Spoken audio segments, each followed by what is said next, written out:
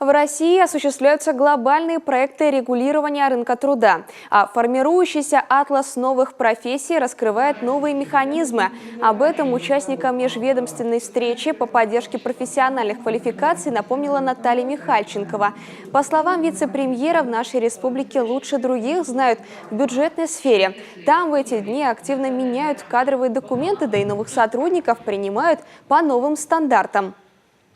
Меняется не только система подготовки, но и требования непосредственно на месте. Так вот, если где-то бюджетный сектор, он достаточно организованно шагает, понимая, что должен принять и исполнить, то в сфере открытого рынка труда и деятельности профессиональных объединений работодателей, в деятельности крупных предприятий, головных по отрасли, на территории субъекта, пока процессы выстроены очень по-разному.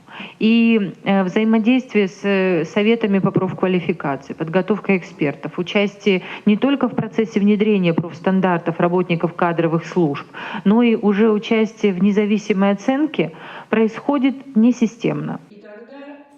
Напомним, тема введения профстандартов в нашей стране стала рассматриваться после послания президента в 2012 году. Через 2 года появился Национальный совет по этому вопросу. Впервые оформлены рамки и оценки для квалификации, а также экспертные сообщества. Сегодня в разных областях это 33 совета.